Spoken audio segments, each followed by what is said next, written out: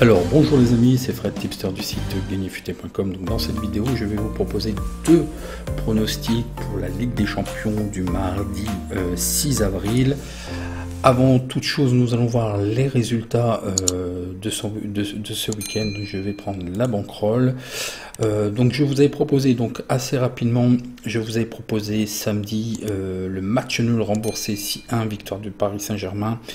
Donc là c'est un pari perdant puisque Lille a très bien réussi et pour moi je pense qu'ils vont être champions de France. Pour ce qui est du match suivant, c'était en Ligue 2 Sochaux Paris FC. Je vous avais proposé le match nul remboursé 6 under et là en toute fin de match un but de trop, donc c'est un pari perdant. Pour ce qui est de Rodez Chambly, ils nous ont fait un match nul, donc c'est un pari perdant, pas que je me trompe. Pour ce qui est du dimanche, donc ça a été mieux aussi. Non, on est toujours à samedi, Lens-Lyon. Je vous ai proposé le match nul remboursé 6-2 et là c'est un pari gagnant puisque le match nul passe, mais c'était conditionné avec la victoire remboursée si la victoire de Lyon. Le dimanche, je vous ai proposé l'Union de Berlin Hertha et là je vous ai proposé une victoire de l'Union de Berlin remboursée si nul puisque les cotes nous le permettaient. Ben, j'ai bien fait puisqu'ils ont fait match nul. Le match suivant est Manchester United Brighton et là c'est Manchester United qui l'a emporté, c'est bien ce que je vous ai proposé, donc c'est un pari gagnant. Et puis le dernier match de la soirée qui était le FC Séville Atlético de Madrid, le match nul mais conditionné avec le match OM Dijon où je disais rembourser si l'OM gagne. Donc Séville a gagné, donc c'était un pari perdant, sauf qu'il était conditionné avec l'OM qui a gagné, donc c'est un pari remboursé. Donc pour dimanche, c'est quand même mieux. On n'a pas perdu d'argent. Donc voilà, donc avant tout de commencer, passez de bonnes fêtes de Pâques. Et puis nous allons voir tout de suite, donc c'est l'avant-match affûté pour le mardi 6 avril. Donc on a vu les résultats et il n'y a plus aucun résultat en attente. Une petite digression, je vais ajouter en fait, on va voir ce que ça va donner. J'ai eu accès à des informations assez intéressantes. C'est un diagramme de Kivia, on appelle souvent ça des diagrammes en toile d'araignée ou en radar. Bon, son vrai nom c'est Kivia en fait, un diagramme de Kivia. Donc je vais vous le proposer pour ces deux matchs-là et les deux matchs de Ligue des Champions pour mercredi. Et on verra ce que ça donne. Par contre, vous avez toujours les PLT Ligue des Champions. Je pense qu'ils seront encore disponibles. Ils étaient encore disponibles aujourd'hui chez les books que je vous propose. C'est surtout ces deux books-là qui réalisent beaucoup de paris long terme. Et ils seront encore, à mon avis, disponibles pour juste avant le match. En fait, je pense 1 heure avant le match, je pense que les paris seront encore disponibles.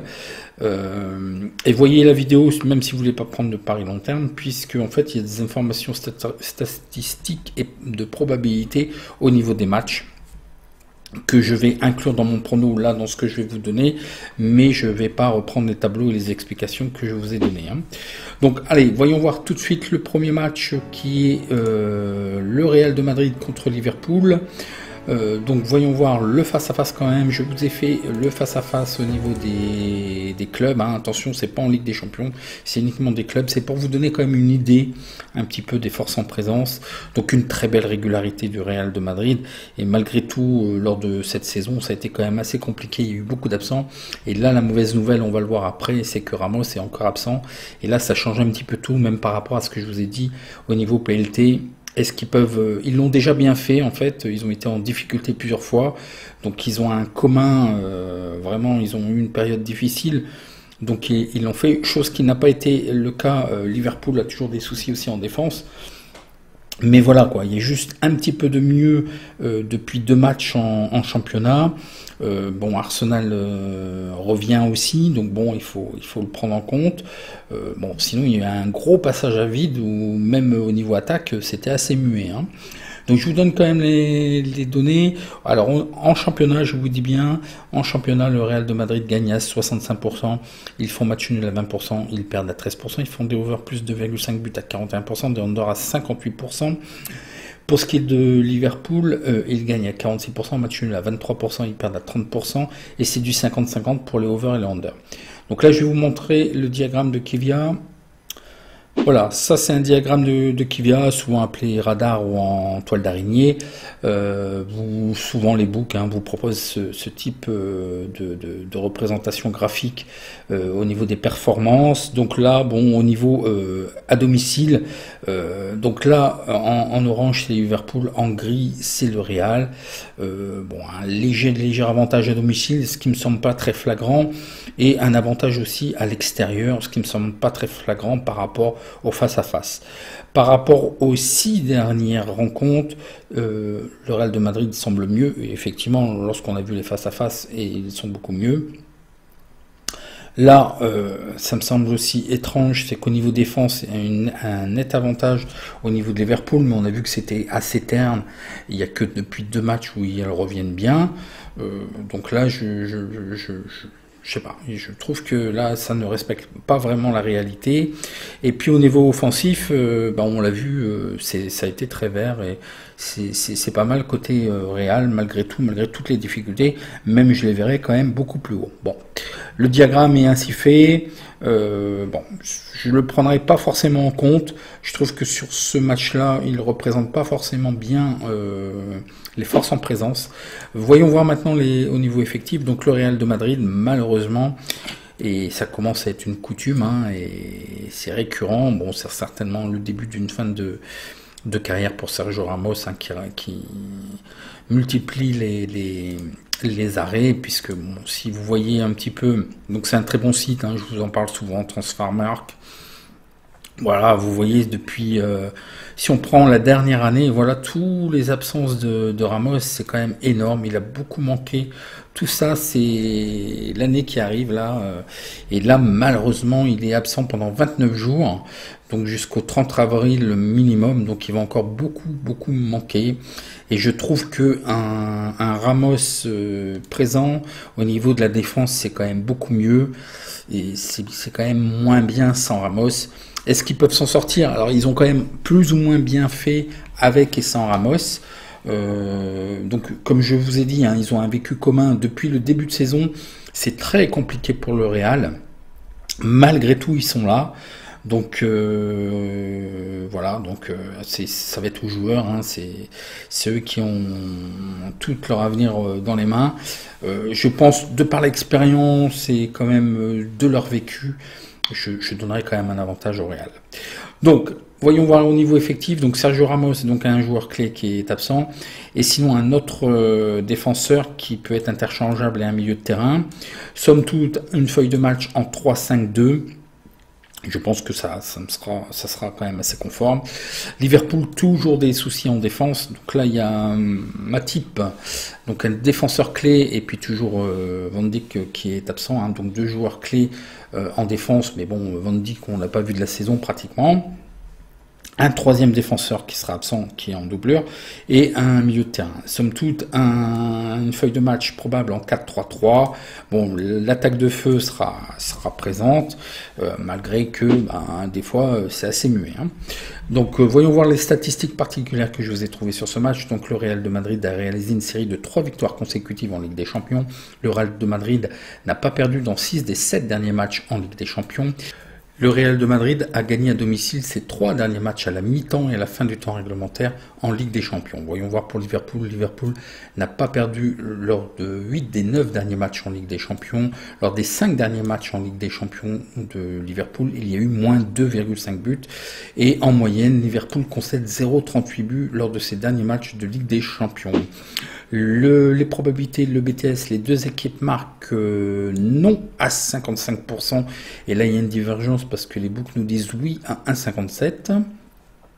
Pour ce qui est des probabilités over-under, ils nous donnent le under moins 2,5 buts à 51%. Donc ça va être très serré. Et là aussi, il y a une divergence parce qu'on nous donne le over à 1,70. Donc restez à l'écart. Les probabilités 1-2, 43% pour la victoire de Real de Madrid, 35% pour le match nul, 22% pour Liverpool, le 1. Score probable 1-0. Avant l'absence de Ramos, je vous aurais dit 1-0, 2-0 effectivement. Là, les cotes viennent de se retourner parce que le Real de Madrid était quand même beaucoup mieux au niveau de la cote. Donc là, ils sont repassés à 2,72, mais ça doit être simplement et uniquement par l'absence de Ramos. Donc qu'est-ce que je vous propose? Moi, malgré tout, je pense que de par le vécu commun et toutes les difficultés que le Real a eues et le résultat qui en découle, parce qu'ils n'ont quand même jamais abandonné, ils se sont bien repris et ils sont toujours là, moi je verrais quand même la possibilité du Real de gagner. Pourquoi? Parce que des fois Liverpool, on l'a vu toute la saison, c'était pas extraordinaire. Pour moi, ils m'impressionnent pas du tout. Attaque de feu ou pas attaque de feu, des fois ils sont complètement muets. Le meilleur scénario pour le Real de Madrid, ça serait qu'il n'encaisse pas de but, d'une, et de deux, d'essayer de marquer un ou deux buts, effectivement, et certainement de serrer derrière. Je pense que ça va être un match peut-être un petit peu pénible, où si le Real marque assez rapidement, ou pas d'ailleurs, mais dès qu'ils vont marquer, je pense que ça va serrer derrière et il faudra peut-être garder ce score, et peut-être la plus courte des victoires, 1-0, 2-0, et en essayant de maîtriser le match. Je pense que c'est le meilleur des scénarios et de faire un bon match au match retour.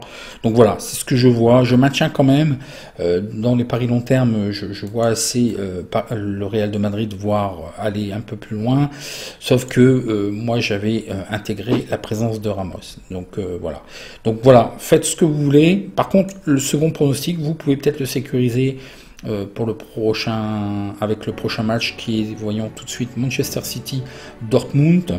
Donc voyons voir le face-à-face. Donc je vous répète encore, c'est le face-à-face en championnat. Donc une superbe régularité, il n'y a rien à dire côté Manchester City.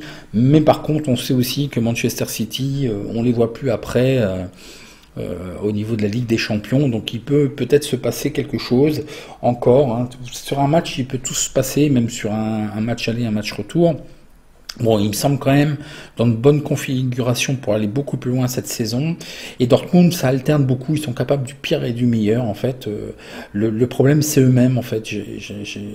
Ça alterne trop. C'est pas tranchant. C'est pas rassurant non plus. Manchester City gagne à 74%. Ils font match nul à 16%. Ils perdent à 9%. Ils font des over plus 2,5 buts à 41%. Des under à 58%.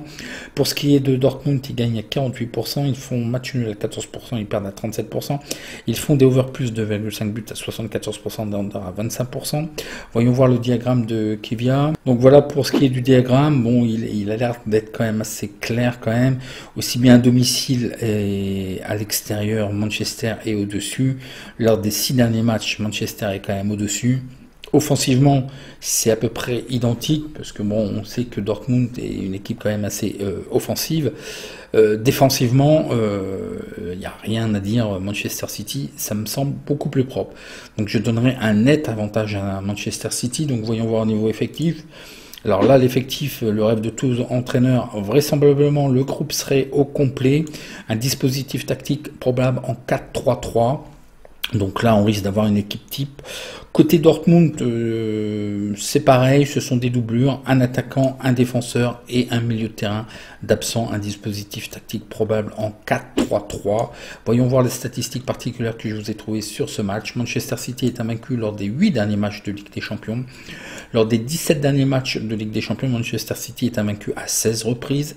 Manchester City a réussi à garder sa cage inviolée dans les 7 derniers matchs en Ligue des Champions. Attention, Manchester City a gagné par 2 buts et plus lors des 4 derniers matchs de Ligue des Champions à domicile. Lors des 9 derniers matchs à domicile de Ligue des Champions, Manchester City a réussi à marquer au moins un but et plus. Manchester City a réussi à marquer une moyenne de 2,75 buts dans leur match à domicile de Ligue des Champions. Donc ça risque de claquer, et en plus ils encaissent très peu de buts. Lors de leurs 7 derniers matchs consécutifs en Ligue des Champions, il n'y a eu aucune défaite du Borussia Dortmund. Borussia Dortmund a réalisé une série de 3 victoires en Ligue des Champions. Le Borussia Dortmund a réussi à marquer au moins un but lors de ses 8 derniers matchs en Ligue des Champions. Donc ça risque de marquer quand même des deux côtés. Le Borussia Dortmund, lors des 4 derniers matchs à l'extérieur de Ligue des Champions, il y a eu plus 2,5 buts. Donc on a vu, ça me semble assez un football ouvert et spectaculaire. Les probabilités, les deux équipes marquent que oui à 60%. une cote à 1,70 qui serait à prendre, limite, mais qui sera à prendre. Une très faible marge de value, mais c'est value. Pour ce qui est de over-under, on nous donne le over plus 2,5 buts à 69%. Et là aussi, c'est une cote value à 1,47. Qu'est-ce que je vois sur ce match? Bon, bah, la cote, moi, me semble par contre pas value parce que au niveau des probabilités 1 et 2 nous donne 51% à City. Donc effectivement, peut-être on peut valoriser quand même à un peu plus, 55, 60 peut-être, mais la cote ne serait de toute façon pas value. Le match nul à 32%, la victoire de Dortmund à 17%, le 1, score probable 2-1. Effectivement, je verrai peut-être le 2-1 ou le 3-1, puisqu'on a vu que Dortmund vraisemblablement marqué. On a vu aussi par contre que City faisait beaucoup de clean sheet et n'encaissait pas forcément de but. Mais par contre, il marquait beaucoup, donc deux buts ou 3 buts, 2-1, 3-1, je pense que ça me semble assez probant. De ce fait, en fait, même si les deux équipes marquent, bon, j'aurais peur que City nous fasse une clean sheet, gagne 2-0, 3-0. Donc, je préfère assurer avec le over. Moi, ce que je vous propose sur ce match, puisque la cote du 1 de City, je pense que City, je pense, va emporter au moins le match aller. Après, il faudra voir un petit peu quelle sera la configuration du match aller pour voir qu'est-ce qui pourrait être fait sur le match retour. Bon, je pense que Dortmund va jouer de toute façon la gagne. Est-ce qu'ils en sont capables et est-ce qu'ils sont capables de faire quelque chose plutôt à domicile? On verra ça. Par contre, là, ce que je vous propose tout simplement, c'est le over plus 2,5 buts à 1,47 qui est value. Donc voilà pour ce match et c'était le dernier. Je vous ferai une vidéo après pour les matchs du mercredi. Je préfère encore garder un petit peu de temps parce que au niveau actualité, au niveau des informations, on ne sait jamais d'être pris encore à ton contre-pied et que je multiplie les messages pour vous dire qu'en fait je annule ou je change mon prono. Je préfère me garder, déjà je me pénalise un petit peu en faisant des pronos aussitôt. Donc voilà, donc si vous avez apprécié, un petit like et puis je réponds à vos questions en commentaire. En attendant, bon match et encore bonne fête.